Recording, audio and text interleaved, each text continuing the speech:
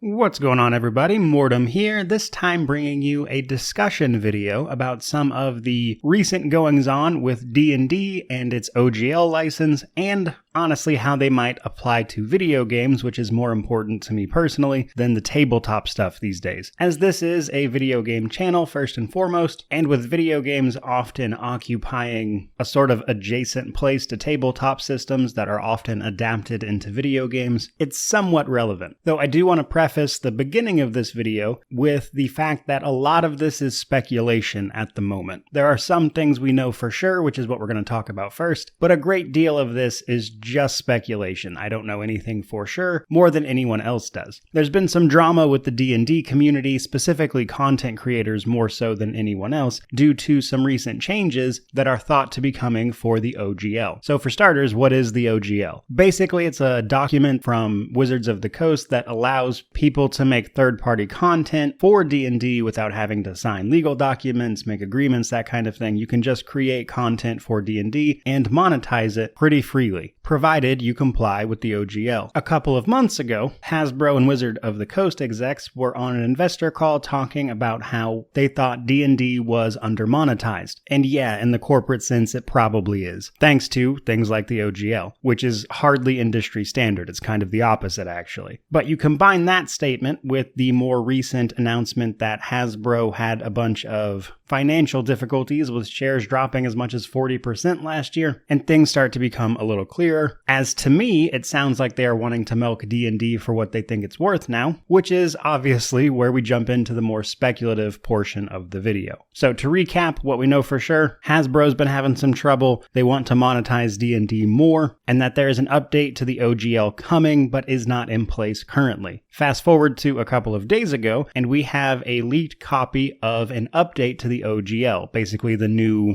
wording, and it looks pretty bad. Well, I'm not going to go over the specifics in any great depth because, again, this is a leak. Nothing here is for sure. Even just portions of this are pretty rough, but altogether, it would be devastating to the D&D community, to the point where if you're a content creator for this stuff, you probably just wouldn't even want to touch it, which has been the case of what I have seen going on with a lot of D&D creators that I follow personally. But it includes things like having to register your products, pay royalties up to 25% to Wizards of the Coast or Hasbro, and for content creators specifically, for, say, live plays of the tabletop versions, that kind of thing, this is even more of a problem because it limits how they can distribute it. To give an example, Dimension 20 wouldn't be able to upload to their main platform, Dropout, because of the wording of this new agreement. As I mentioned, that part isn't confirmed yet. Right now, that's more of a fear people have than a reality, though there's plenty of reasons to believe that that is a legitimate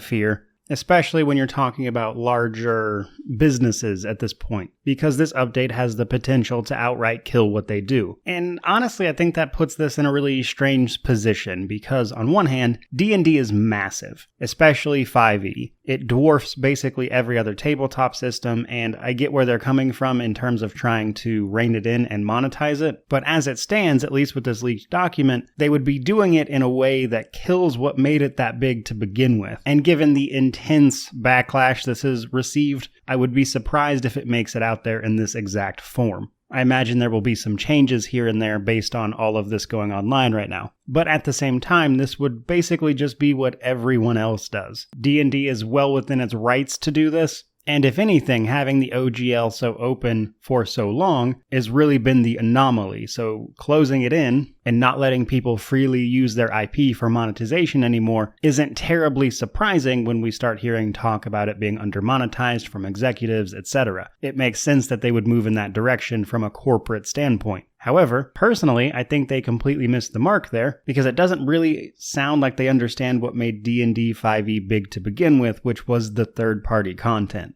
All of that said, though, as I mentioned towards the beginning of the video, while devastating for people who make their living off of that, it's not that big of a deal to me personally, I admit. My concern is how it applies to video games, as that is my primary source of media. Because from what I've seen here, and the basically total control this new OGL could potentially give Wizards of the Coast over their IP, again, as is standard, would make it much more difficult to do things in that realm. Because, as if you watch this channel regularly, you will already know, many of my favorite games are based off of various editions of D&D. And with this all-encompassing new agreement that Wizards can change whenever they feel like it according to this wording, makes agreements around handling things like video games very touchy, I would imagine. So take, for instance, Solasta, Crown of the Magister, which is a game that uses 5e's SRD rule set, and thus its OGL. Does Wizards get to magically claim that they now can have up to 25% of what that game makes, just out of the blue? Probably not, but according to this document, they'd like to try, which is made even more interesting by the fact that they canceled a few games recently as well. Several D&D games that were known to be in the works, but not formally announced in terms of like title and everything, just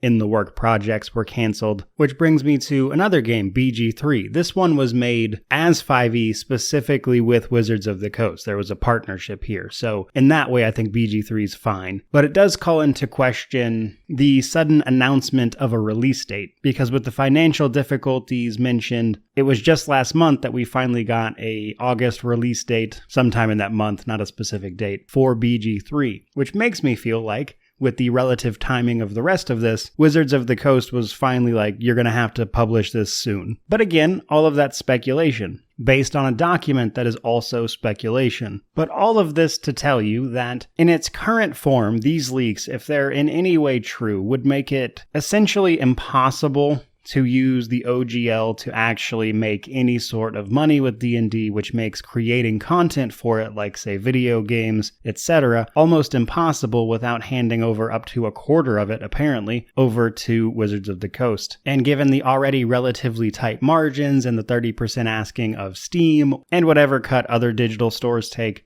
you're not really leaving any room for profit for something like a video game. And all of that before we even start talking about how something like Pathfinder would even work. Pathfinder uses the OGL. They made an entire separate brand off of it. And while they've switched to Pathfinder 2e these days, which is more of its own system, frankly, and I think there would be less legal trouble for that one in particular, it would still apply to all their Pathfinder 1e stuff, or at least it could potentially. And all of that would almost certainly result in some sort of legal battle if it was implemented as is, which again does make me feel like there's probably some changes in the works, because the current leaked version effectively torpedoes a decades-long agreement that has allowed these things and led to other IPs, and I think the resulting legal battle would be ridiculous. And it's one of those things where, regardless of who wins it, at the end of the day, the person who loses is you, the consumer, the person watching this video. Because pretty much either way it winds up is with less video games in your hands, less TTRPGs in your hands, less content about those things in front of you, which makes the entire thing just very disappointing. Again, some of my favorite video games use the OGL or are directly based off of some of these systems or their adaptations of it, and that just makes the entire situation just a really big bummer, honestly. Because if these do happen and Hasbro, Wizards of the Coast, D&D, all that, does actually effectively do all of this, then they've de-incentivized people making content for it, which means you get less of it, and what you do get is more of the official stuff, which has historically been underwhelming in comparison to the third-party content. And even if this goes in the way of third-party content creators a little more, after seeing all of this, do you really want to risk future monetization and your living potentially on more drama around this issue? Regardless of how this plays out, just after seeing this, I promise you some people are going to move away from it entirely because they don't want to run that risk. And yet, all of that stuff said, D&D is within its rights to tighten its grasp on its own IP. They certainly can do that. Most every other company does that. This is only a big deal because this has gone on for decades and businesses have been built around this, which means regardless of the implementation of whatever changes are coming, it's likely to have very widespread implications across this entire industry, more or less, really, the TTRPG space and its adjacent spaces such as video games. So while there's nothing to panic about right now, and I don't want to make people panic by any means. I think this is certainly a situation to keep your eyes on, because while it might not be exactly this, a change in this vein is apparently in the works to some degree. And what that winds up being and how it affects the industries around it, and thus the media, potentially your favorite form of media, and what they can do is likely to be limited as a result, which is disappointing across the board, honestly. But that is pretty much what I've got for you guys today. And while it is unlikely, this is something I personally would like to see them reverse course on. It wouldn't be the end of the world, but I really do think the person who loses in this situation is the consumer. It's us. We're the ones losing here, which is a terrible note to leave a video off on, but that's pretty much where we're at. Not always a positive spin on things. Again, something we're just going to have to follow in the months to come and see how it pans out. But in the meantime, I hope you enjoyed the video. Hope you found it informative. By all means, let me know what you think about it down below, how you think this is going to impact video games, that kind of thing. But regardless, thank you for watching. Thank you for listening to me ramble. Don't forget to like, comment, subscribe, all that YouTube jazz. But regardless, thank you. May you wander in wisdom and have an amazing day.